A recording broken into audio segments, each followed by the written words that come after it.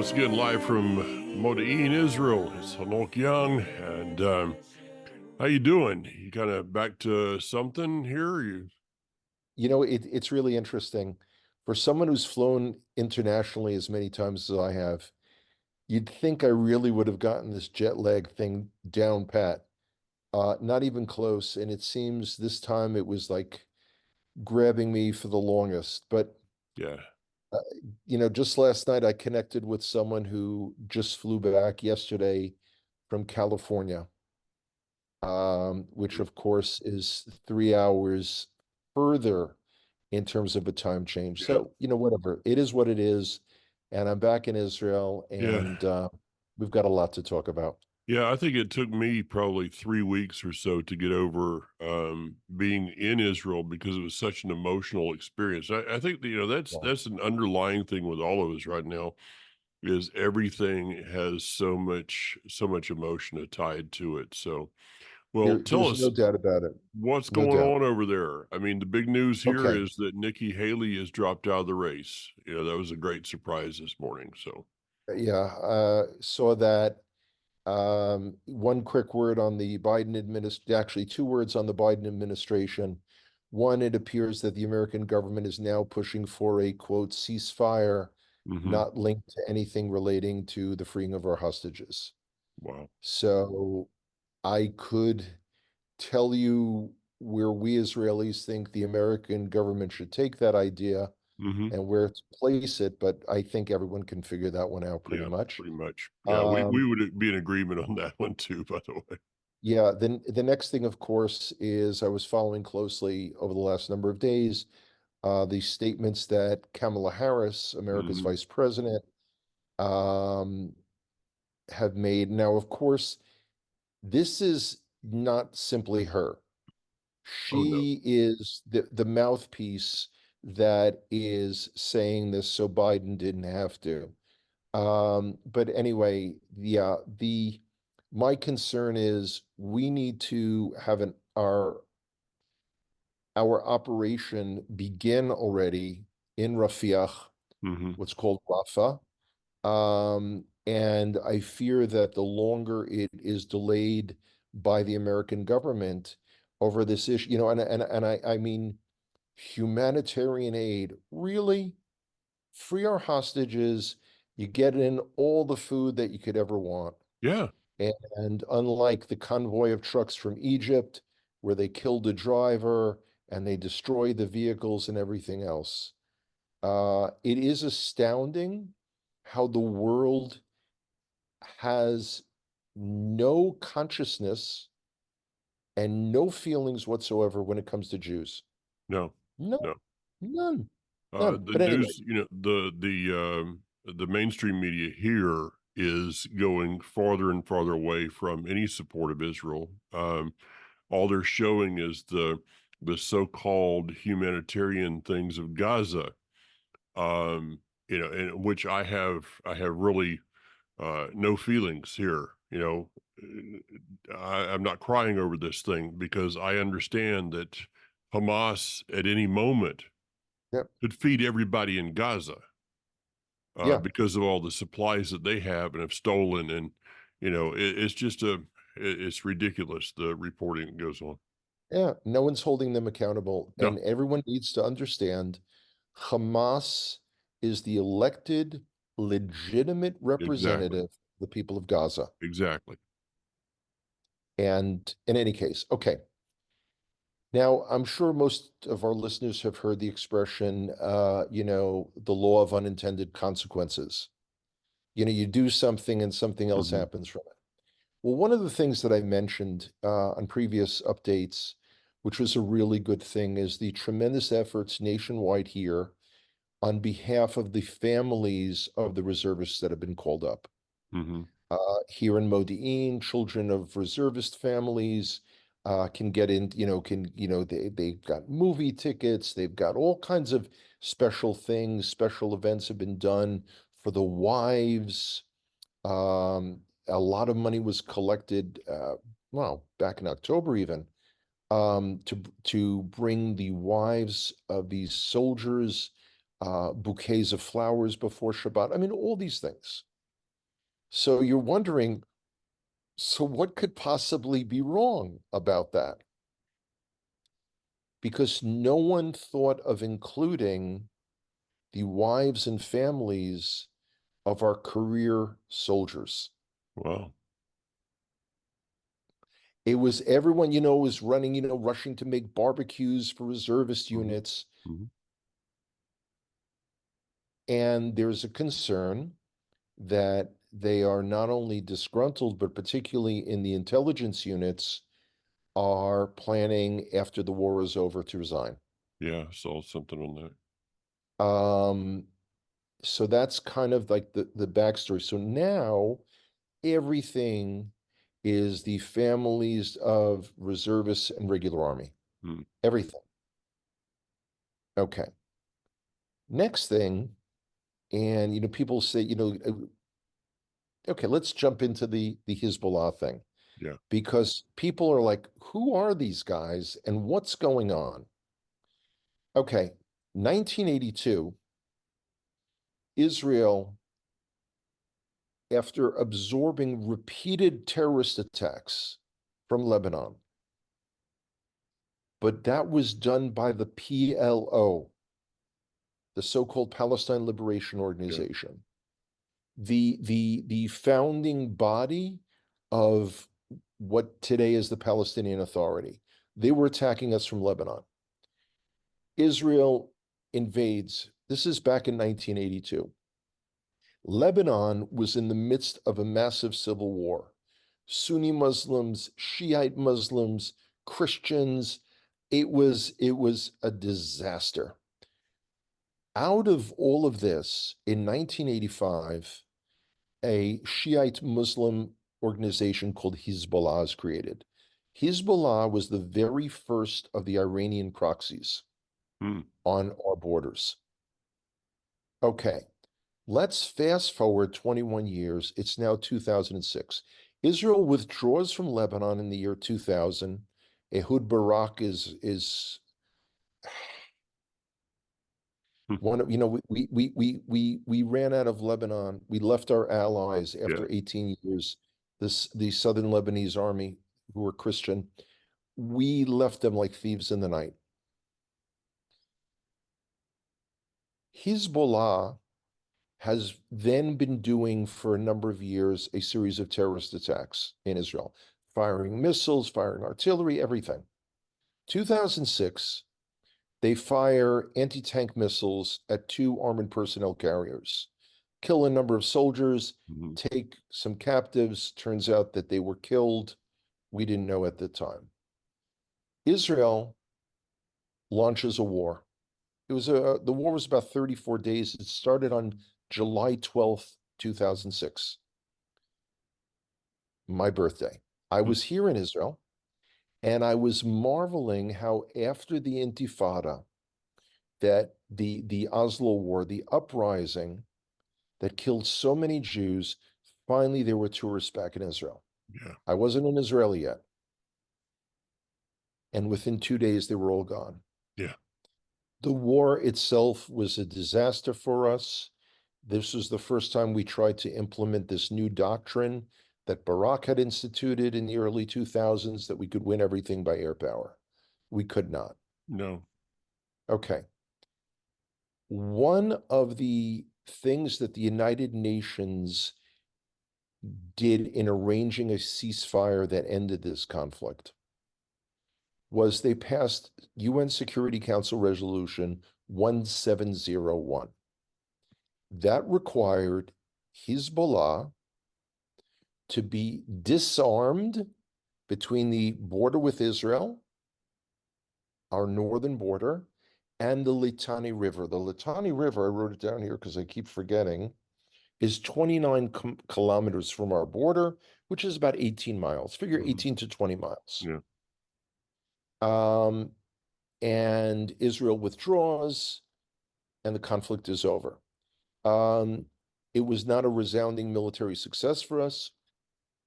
Although we destroyed a considerable amount of Lebanon's infrastructure. Here we have to pause for a second and say Hezbollah is a state within a state. Hmm. They essentially run Lebanon.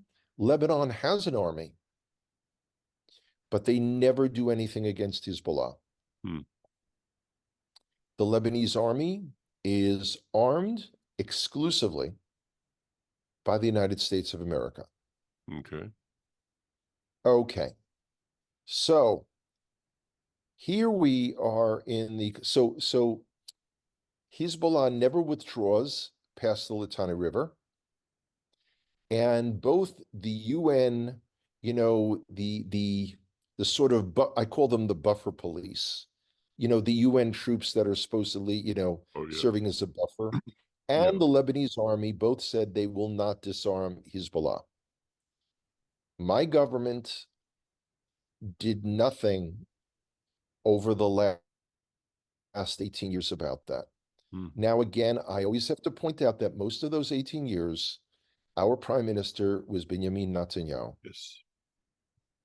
That created a situation. Hezbollah has created a stronghold in Lebanon.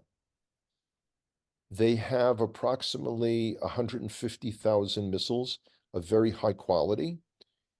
Let me break that down for our friends. They could easily fire 3,000 to 4,000 missiles a day for well over a month, targeting our water or electricity, let alone the city of Haifa. I mean, they Hmm. blanket their missiles are high quality from Iran. They could blanket our country. This is the situation that was allowed to fester. Hmm.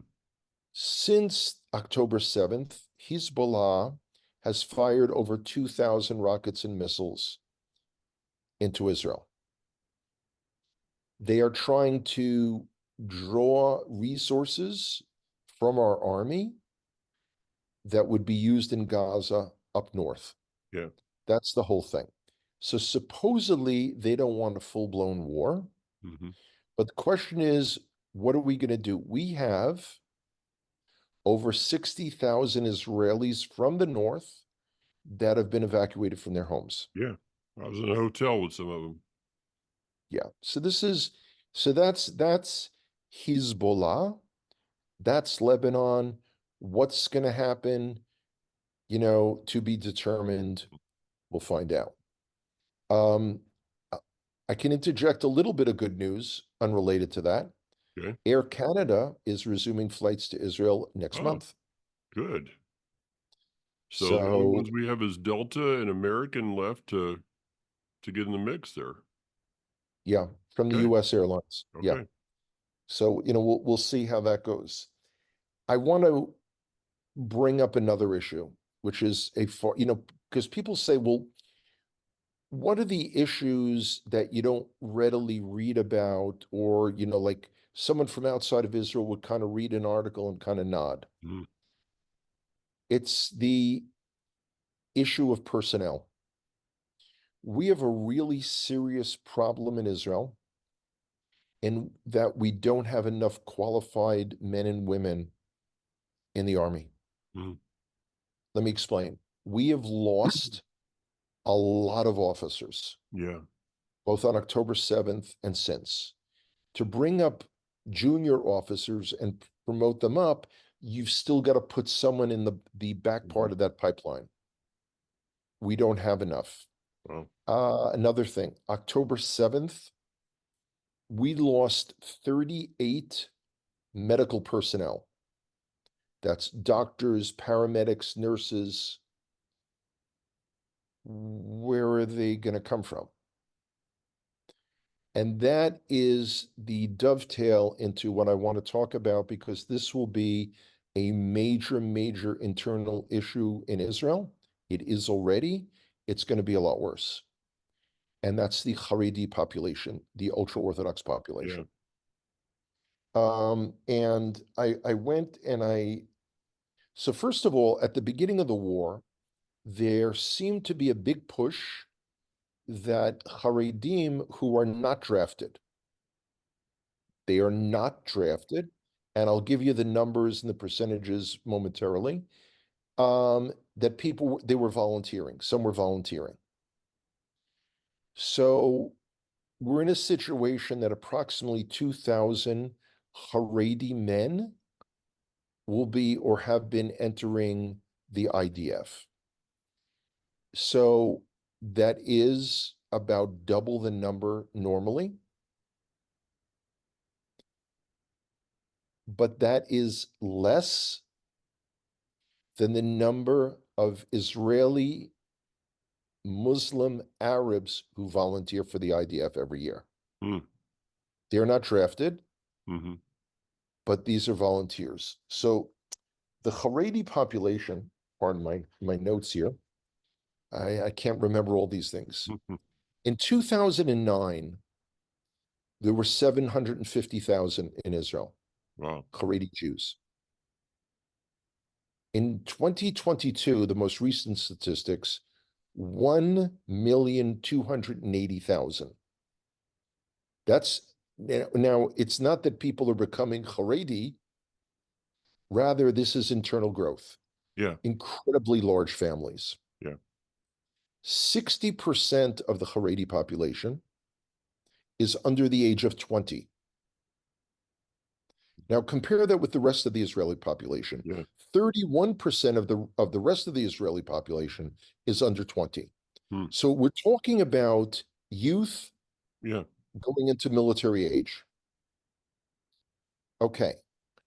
That number, and this is where you have to be careful when you read statistics. You'll look and say, what percentage is the Haredi population in Israel? And the answer to that is 13%. Asterisk. That's 13% of the total population, Mm-hmm. 9 million. Look at the Jewish population. Yeah. Jewish population of 7 million, they're 20%. 1 out of every 5 Israelis is Haredi and does not serve in the army. Wow.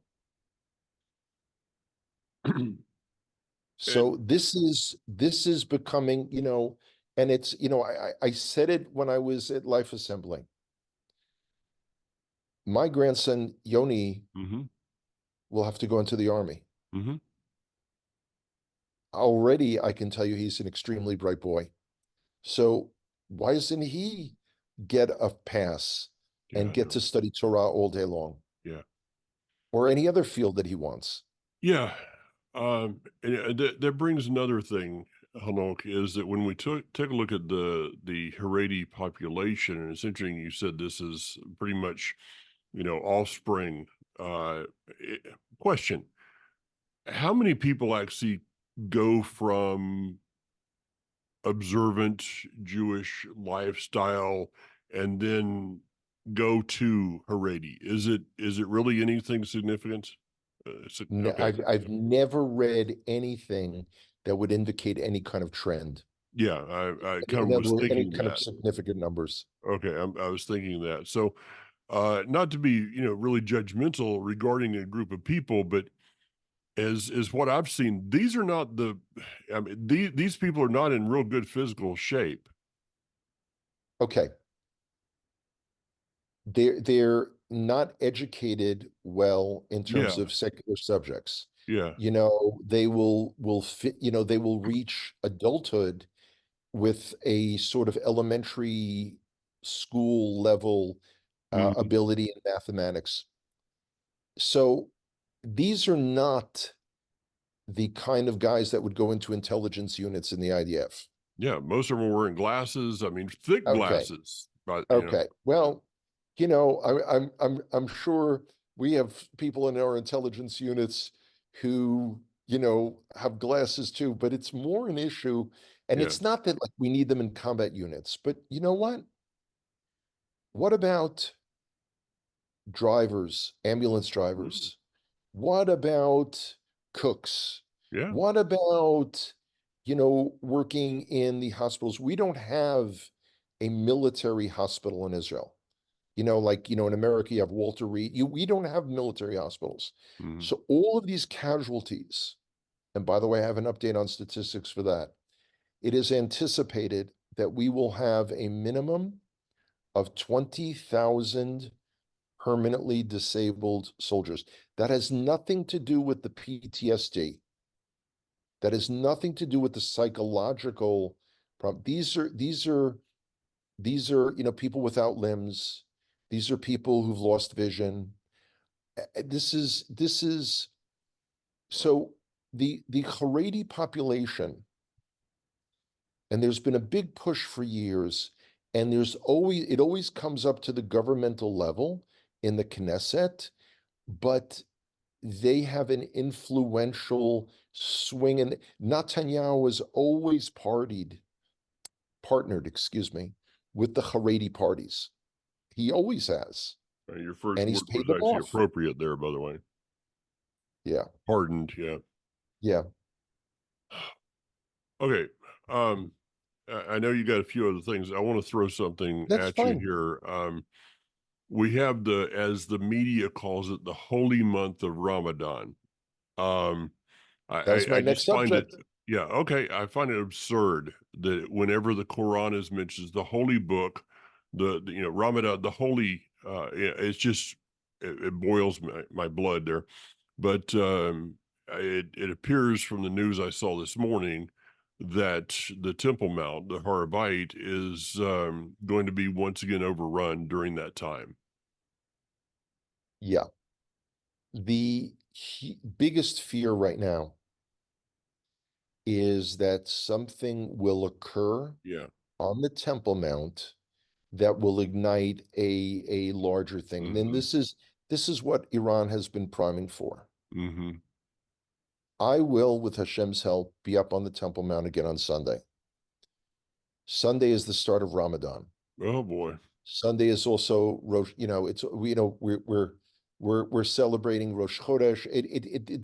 There's a lot of things going on. Hmm. Now, if you talk about being in the eye of the storm, Yeah. now there are some who've said to me, Hanoch, don't you think that might be like a good day to stay home and sleep in? Yeah, they don't know you real well. They don't know me real well. And of course, it's a sense of, there are two specific posts that I put up from time to time on Facebook, and we can just call them trigger posts because it enables me to in my attempts to educate people and to educate them in how to begin thinking differently about Mhm. issues. It also enables me to delete a lot of people that had been on my friends list. Yeah. I mean, I used to have something like 45, 4,600 friends on Facebook, and I'm down way into the 3,000s. Um, and both of them involved the picture of Gene Wilder Mhm. as Willy Wonka. Now, I've never read the books, I never saw the movies, but I think everyone else knows the character. The first one, which it has to do with, Mm. disrespecting Judah. Forget that. That'll come up in a couple of months ago. But the one that I just put up the other day is tell me again why Jews go and pray at a wall when they could go up to the temple, I mean, the very presence of Hashem. And what's amazing is the range of comments Oh yeah. that people put up. And although even Rav Glick commented on it, he Hmm. commented on my post Way to because he, go. of course, and this is his approach. Yeah. Um, we shouldn't be asking those questions. We should be, the world should be making a house of prayer for all nations kind of, Yeah. it's, I would say I'm dealing with the reality. He's dealing with, mom and apple pie, Mhm. maybe with vanilla ice cream on top.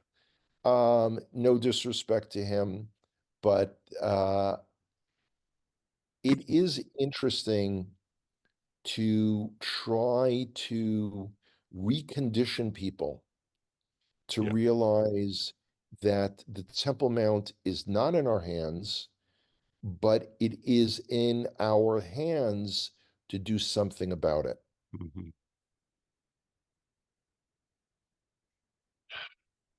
Yeah, I'm with you. I mean, there was a time I remember when we couldn't go up on the Temple Mount, and now to go there, I mean, why wouldn't you go? It's it's beyond, and you know, and a lot of the okay, a lot of the people that are at the Western Wall are Haredi, which are not really supporting Rob Glick or anybody else, are they? Now, it's interesting. It pains me that the vast majority of the Haredi population in Israel are actually Israelis. I would feel far more comfortable if they were citizens of another country Hmm. and just deport them. Yeah, Seriously, if yeah, you are not willing to do anything to support the state of Israel, we don't need you here. yeah. Especially since all you're doing is taking from it's like our Oh yeah, illegals here. they're tax subsidies. Yeah, they're Our not giving our anything. taxes go to them. Yeah, of course. You're totally supporting and healthcare and all those kind of things, and they're not doing anything for you. Lastly, on my end, Hanok, you posted something about the red heifer. Now, I had seen this article quite some time ago about the red heifer in Israel and how this may have been a spark to the war. Um, and I this have some thoughts post on that. seemed to go toward that. Yeah, when you think about it, it is bizarre because the CBS News report is trying to position it that because these red cows, Hmm. now let's stop saying heifers, these red Yeah. cows are inciting them to what? To rape and mutilate Yeah. women and children? Yeah. Let's and the I when Al Jazeera does articles, what I will be doing on Sunday on the Harabait on the Temple Mount is called storming El Aqsa. Hmm. See, because we Jews, and even Mahmoud Abbas, the head of the so-called Palestinian Authority, has said that our dirty feet soil their holy ground. I mean, that we gotta, and this is the whole issue. People said to me, after being in America, are you disappointed or encouraged about support for Israel outside of the Jewish community? So I have to explain that I'm dealing with a very self-selected population, and people think I'm going and speaking, for John Hagee in Texas, and they don't understand Hebrew roots Messianic congregations, although I've tried for almost 12 years to explain it. Hmm. So what I should do now is forward the wonderful broadcast that you and Barry did, where you were explaining, Oh, okay. although you can't lead someone where they don't want to go. But make a long story short, I said what I'm excited about is that the lines are being drawn Hmm. and people are being forced to take sides. Yeah. Nowhere near the numbers taking sides for Israel are is it anything that I would have ever hoped for? But I am seeing the best of the best, the cream rising to the top. Um, and again, my favorite quote of all time is you is or is you ain't my There you go. constituency. There you go. Yeah. Line in the sand. Line in the sand. Yeah, I understand, you going up on the Temple Mount and you're standing in the way of peace because I was told that me picking grapes on around Shiloh was also standing in the way of world peace. So You are an obstacle to peace, Michael Clayton. I am. You are, I and that's am. why I love you so much. Yeah, I know. We're just kind of in that same boat together. And though we both try to get out of it at times, we still get stuck. Nowhere else to go, right? We get pulled back in. You get pulled back in like in The All right. Well, Godfather. hey, we'll be looking forward to a video from you on the horror bite this Sunday, and just do us a favor, okay? Be safe as Oh, as no, as no. best as Yeah, Hanok Young yeah. can. All right. I don't, we don't need another martyr. No. So no, no, no. It's and you know what? If there's anything that looks like it's a little off balance, the police won't let us up. Yeah, that's true. That's true. Well, They they they did take offense to one of my patches the other day, but I can't talk about that now. okay. Maybe censored. All right, Yeah. Hanok. And hey, by the way, I have an announcement that you don't know about. Is I am as of a couple days ago and this morning specifically, working on that the Israel update will no longer be just on social media and YouTube and Vimeo and Rumble and dogsled.com and all those kind of places. But if as soon as I can get out the rest of the details, Israel update will also be a podcast, audio Wonderful. podcast, and it will go out to Apple and to Spotify and to iHeart and all those kind of places. So Wonderful. that is in the works as we speak. Praise the Lord. There you go. All Praise the right, man. Lord. Take care. Have a good one, Mike.